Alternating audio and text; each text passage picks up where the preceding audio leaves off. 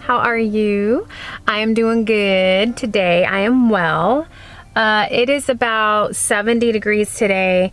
Sunny as can be. It's a beautiful day here in Alaska. Couldn't ask for better weather.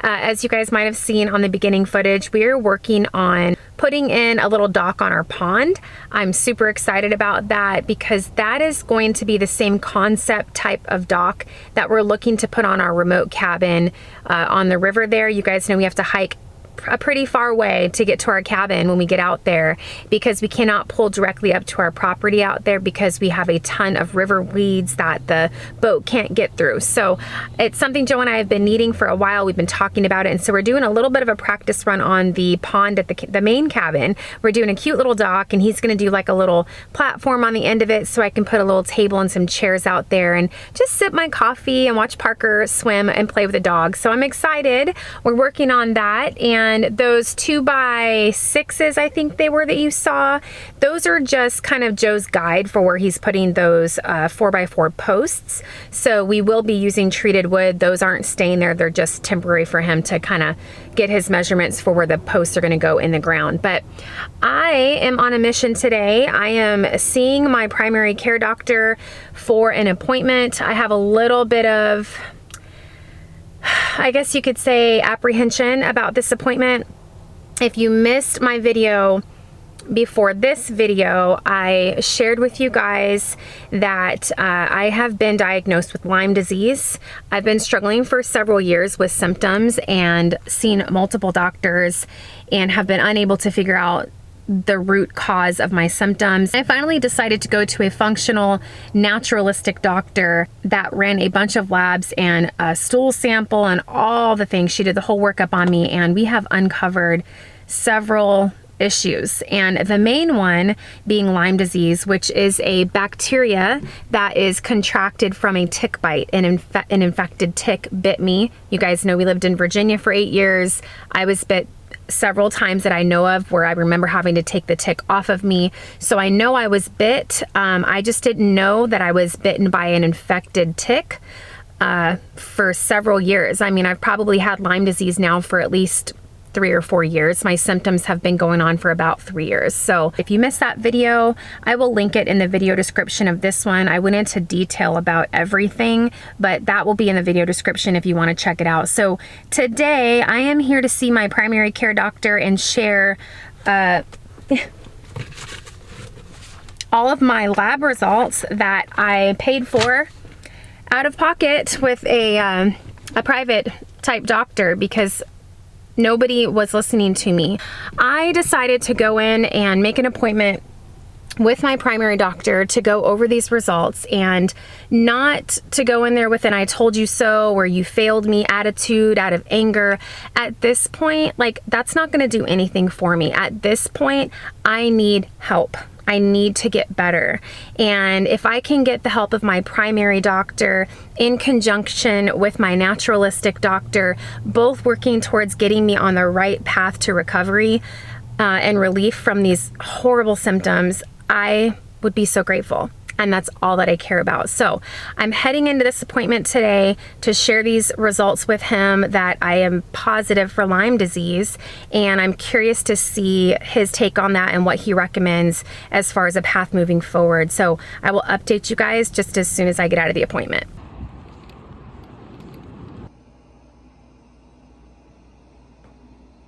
I don't know why I feel like this is going to be a confrontation, and I'm trying not to feel that way, but sometimes with, and I'm actually shaking right now a little bit, doctors, you know, they're completely against the naturalistic approach, completely against herbals, completely against everything, and that's important to me. So it's going to be a conversation that we have to have, but the nurse just came in and took all my labs, my reports, and is making copies of those for the doctor. So we'll see what he has to say.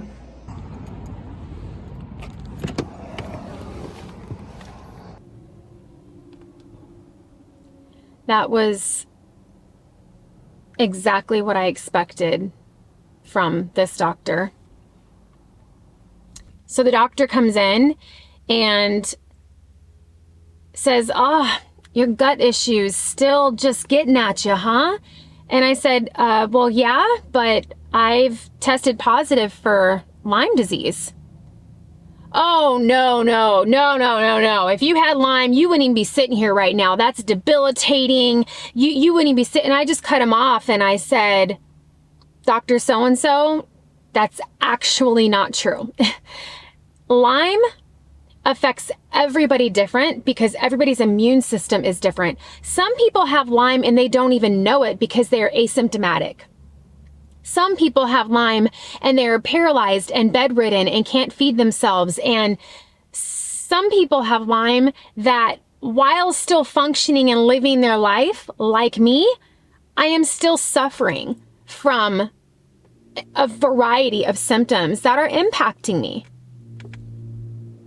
We went through, I've been in there for 2 hours. I've been in there for 2 hours.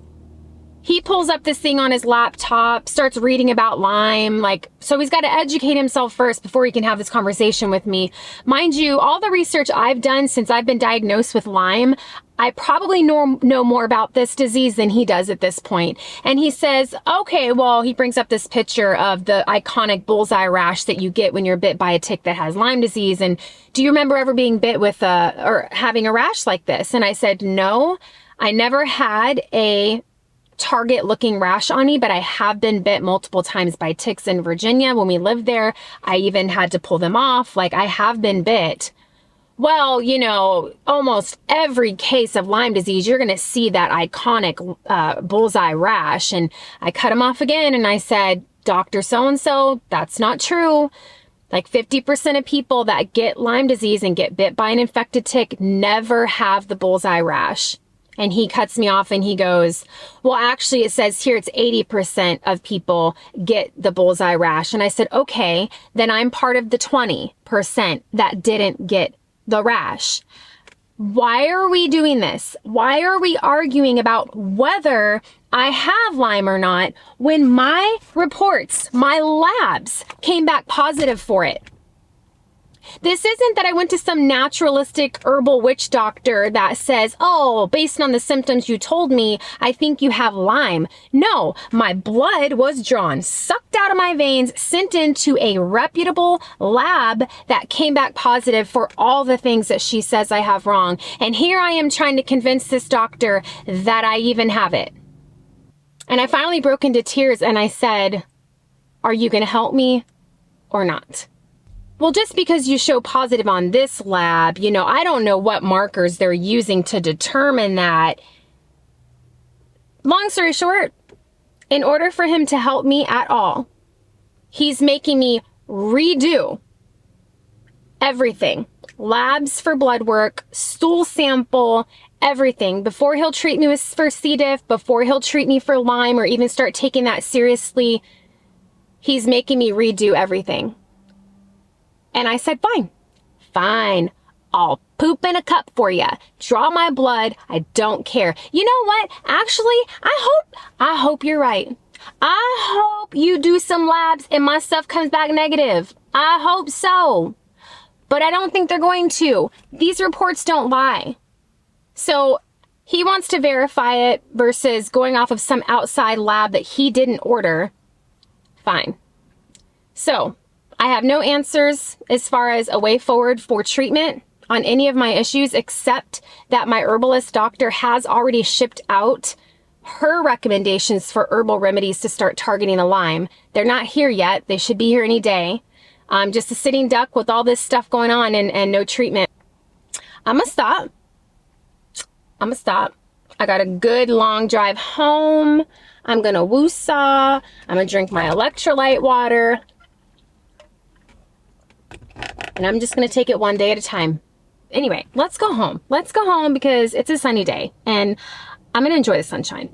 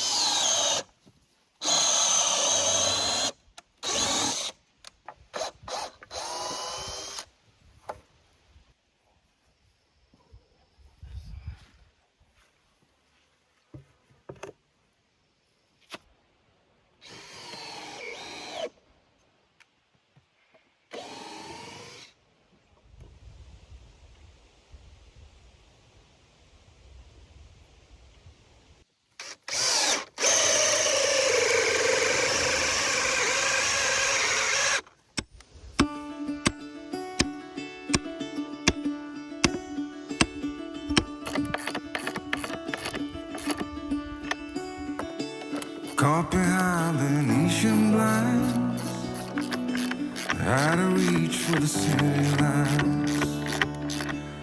This ain't where I belong.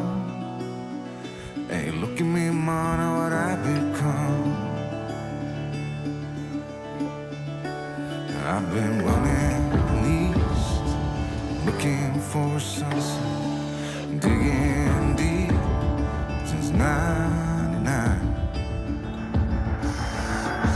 What I thought was gone was sitting in my pocket, in plain sight, all alone. I think it's time for me to go, burn all bridges. All I know, I got lost along the way, fell between the poles, pulling stitches. Time to let go, so come what may.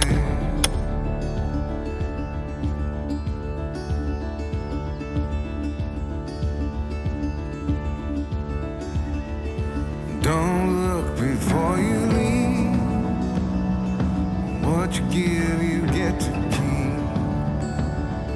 So long, farewell, bye-bye.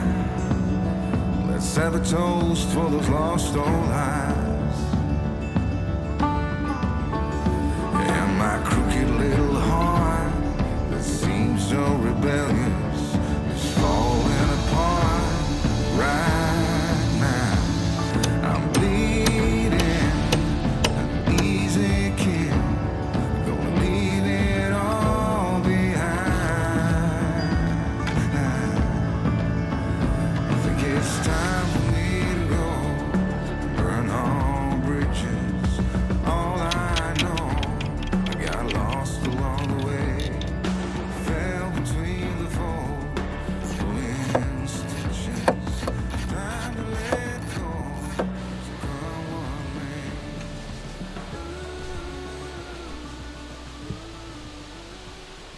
All right, I just got home, got my comfy clothes on, my sweatpants. Yep, that's how we're rolling. I hate jeans.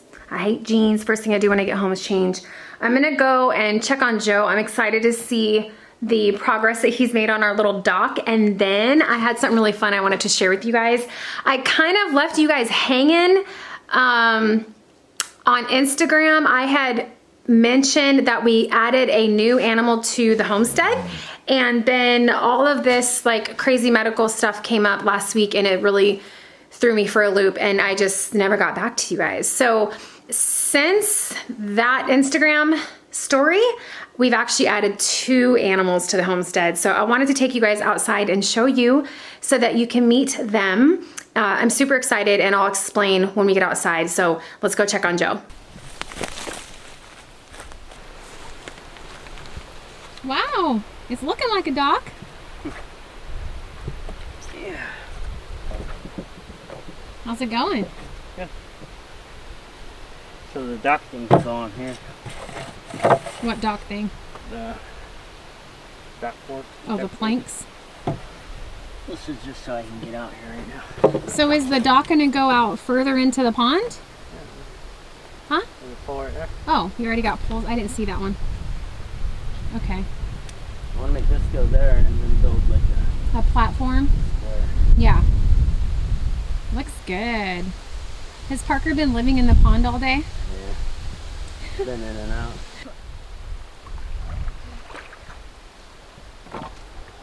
So we are heading to the remote cabin day after tomorrow. I'm super excited. Tomorrow, Parker has a dental appointment. We got him into his first dental appointment here in Alaska. He had some cavities, so we're getting those taken care of, and now I have more blood work to do tomorrow. And then the next day, we're gonna be heading out to the remote cabin. I'm excited. I'm excited. Summer at the remote cabin is always super fun. Last time we went out there with you guys was in March, right after Kellen went home. I should know better than walking up a hill trying to talk to you guys at the same time. But hey, whew, several of you said, don't edit it out, Tina, just be raw, just be real. So we're we're just gonna be raw and be real, and I'm not gonna edit it out because that's the story of my life right now. Anyway, say that to say we are taking you guys with us to the cabin. I was a little concerned about the medications I'm gonna be going on, you know, whether it was antibiotics or the herbalistic side, which, yeah, I don't know.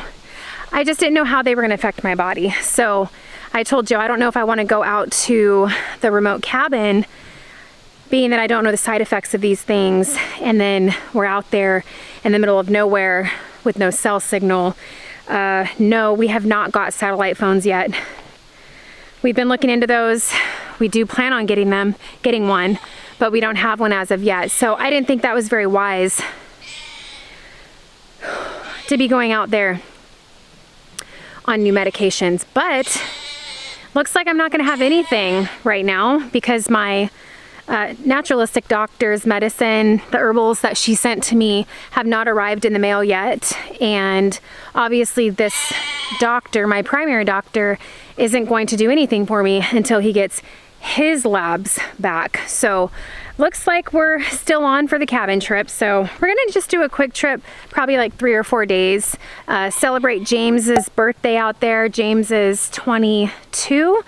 So we are going to be celebrating his birthday, doing some fishing. They went out the other day. Parker caught 6 pike. They had a blast. So I think it'll be much needed relaxation therapy for me. So I'm looking forward to it.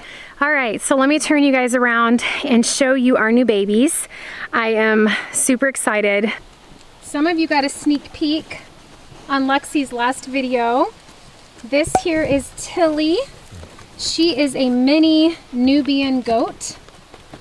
And then next to her we have Frankie. He is a mini Alpine. He's going to be our buck that we will use each year to breed Tilly. There, you know, he's just a baby, so he's got a ways to go, but he'll be ready to breed this fall, and so will Tilly. My decision to get goats with the sheep is that we're basically we're going to continue breeding the sheep for meat because the meat is delicious. We love lamb. We want to pack that freezer every year with fresh lamb. And then we're going to have the goats for dairy. And there's really a simple reason for that. Our sheep, while the milk was delicious, you guys saw me milk our sheep, it can absolutely be done. They're not a dairy breed, right? They're not a dairy breed. That doesn't mean you can't milk them. It doesn't mean you can't drink the milk. They're just not your standard dairy breed. So their udders are smaller. Their teats are significantly smaller. And I always joke and talk, it's like Meet the Fockers, you know, and you guys have seen me, and we do have an electric milker, but the problem has been that sometimes with electric milkers, it scares the animal and they can actually hold back their milk letdown. Ladies, you probably know from having babies, there's a point with nursing, you feel that milk letdown and then the milk just flows, right? And if you don't feel comfortable, safe, calm, all of that can affect your milk letdown. And so what I was finding with the sheep is anytime I would try to use the electric milker, they would hold back their milk and they wouldn't give it to me. But they would let down for my hand, which is why I was hand milking them. But the problem is they are not a dairy breed. So I'm getting a quart of milk a day collectively from milking my 3 ewes, where my goat will give me anywhere from half a gallon to a gallon a day, you know, based on her breed and what she is. She's a mini Nubian. Hey girl, she's hitting me with her head like, hello, show me, I want to be on camera. So anyway, I'm excited because raw milk is important to me. It always has been. It's very nutritious, and I just think it's going to be a lot easier on me to milk the goat. Their udder is bigger. Their teats are significantly bigger. Like there's just no comparison to what I'm dealing with the sheep teats. They're just so tiny. It's hard on the hands, you know what I'm saying? And right now, with what I'm going through medically, energy is something that I don't have an overabundance of. So I need to do things that are time effective. And so if I can milk one goat and get half a gallon to a gallon of milk each milking versus having to milk 3 different animals just to get a quart of milk a day, that's kind of a no-brainer. So that's what we're gonna be doing. Tilly's gonna be our little milk mama, and Frankie's gonna be our little buck. And then as far as the sheep go, we are gonna be processing 5 or 6 of them this fall for the freezer. The ones that we are keeping is Peter, our little ram lamb, Sarah, our bottle baby, Ruth, and Naomi. So everyone else will be processed this fall for the freezer. She is so cute. So far, the goats have meshed in with the sheep perfectly. They're doing great. There was no issues. Tilly is hilarious. She has a very firecracker personality. The second we put her in the sheep pasture, Esther, who you know is kind of our difficult came up and tried to kind of give her some stuff, and Tilly got up on her back 2 legs and went to headbutt her and kind of showed her what's up. And ever since that day, Esther has left her alone, and Tilly's been holding their own at the grain feeder, and so has little Frankie. So I'm excited. It's really exciting. I will probably not milk anymore this year as far as the sheep go, just because, like I said, you guys, I'm tired. I just need to reserve my energy for the things that really need to get done around the homestead and, you know, all that. So next spring, early summer, Tilly should kid her first little babies, and then we'll pick up milking then when I've got some, you know, a bigger udder to work with that won't be so time consuming. So, but yeah, that's the update with the animals on the homestead. You're always my #1. Yes, you are. Nobody's replacing you, baby. Nobody's replacing you, pretty girl. Can you guys believe how big she is? Look at her. She's huge. Yeah, you're so big at 2.5 months old. You're bigger than Tilly. Hi, Tilly. Hi, Tilly girl. Sarah is being weaned off the bottle. We've been weaning her since last week. No, she's trying to escape. We've been weaning her since last week. So she is on her last week of the bottle. We've just been decreasing the amount of milk that she gets every day. And so she's getting 1 bottle a day this week. And basically the day we leave for the cabin this week will be her last day getting a bottle. So I'm excited to have my life back. While we're at it, I'll take you guys down and show you some work that Joe's been doing on the greenhouse area where we're gonna put the greenhouse. He's been working over here with the tractor, moving stumps, clearing some area, and trying to flatten out the ground. And I am so excited. Just to see the space where the greenhouse is gonna go is so exciting to me. You guys might remember, this was completely covered in downed trees from all the trees that we removed that were blocking our solar panel. We removed all the trees and they've just been laying here. So we've cleared all that, and Joe's been coming through with the tractor, removing the stumps and flattening everything out. But now we have this big, huge open space ready to build a greenhouse, and I can't wait. So, you know, we have a really small gardening space this year. We did 6 raised beds, and we've got some things growing in there. I shared that with you guys, celery and carrots and things that we planted up by the cabin. And I just had like this last minute idea, just trying to maximize some of the harvest that we can get in. And I'm like, the problem is not space. We have plenty of space here on the homestead to plant whatever we want, but the issue is not fencing. We don't have protected space from the moose, and the raised bed garden space is protected by the fence we built, and eventually the greenhouse will be a space as well. But let me show you what I did just as like a last minute idea.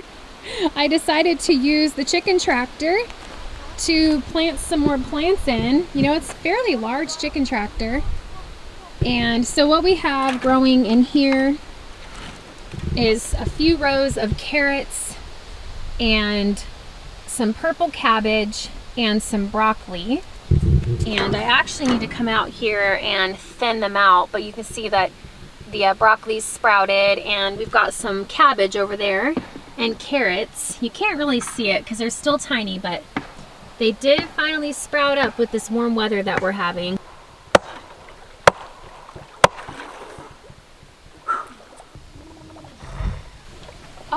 so excited, Joe. Mama, Yeah. look what I found. Parker, are you excited about the dock? Yeah. You want to see what I found? Yeah, I would love to see what you found. Right there on the shore. Oh, you found Bradley's toy that we lost. Yeah, stick. A bug. Taking a break for today?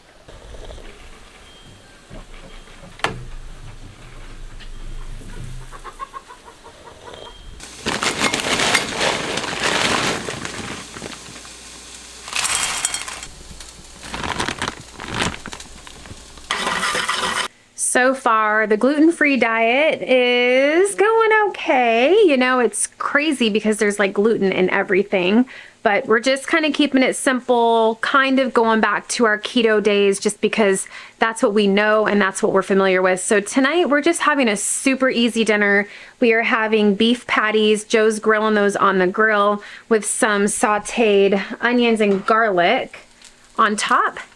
Maybe dip in a little A1 sauce and then just some steamed organic green peas. So keeping it easy. So many of you sent me all these gluten-free recipes, gluten-free bread recipes. I'm so excited. I really am excited to kind of dive into experimenting with some new recipes for gluten-free sourdough, gluten-free breads, and things like that, because I really do like the texture of bread products. Like, for example, if I'm gonna make tuna salad, I like to have my tuna salad on a sandwich, or I would eat it with crackers. So I need to find some gluten-free cracker recipes. I don't know. I used to make sourdough crackers. They were delicious. So I'm sure there's something I could figure out. But so many of you sent me some recipes and I'm so grateful. Thank you so much for thinking of us. It's a new way of life.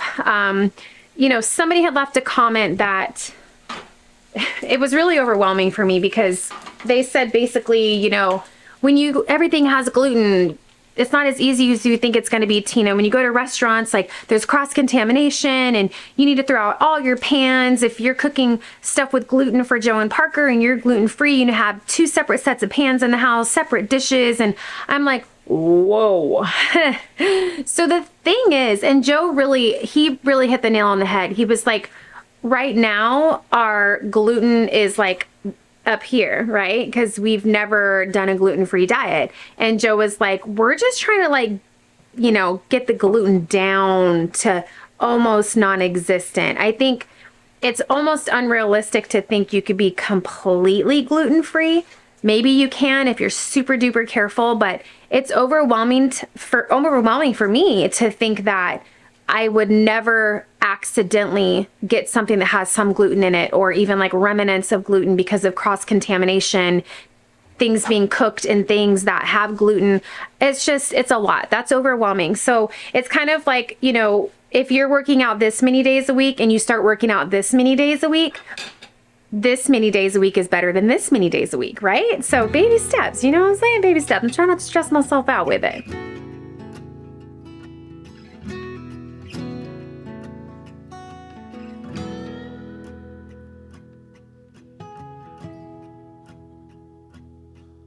Oh, I ain't gonna live like this no more. Most of my life's been waging war till I found peace. I could have swore what she did shook me to the core, and I ain't gonna live like that no more.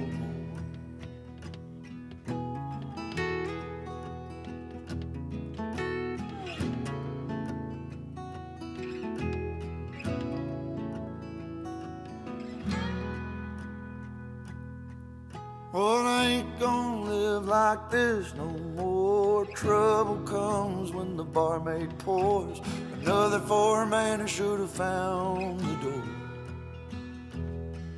Oh, when I get going, you can hear me roar, and you know I can't live like this no more.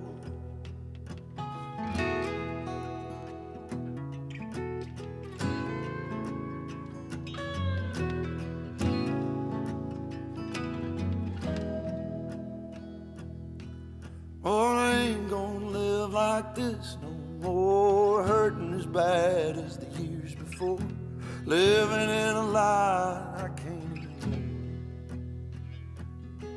ignore. Or I had to cut ties to settle the score. I ain't gonna live like this no more.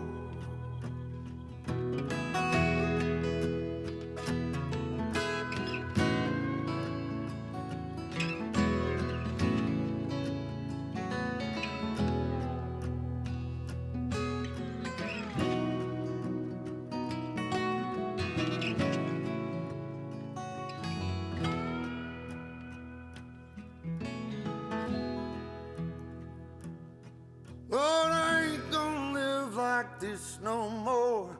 I've been drinking till my body's sore. Ain't touched my bed, just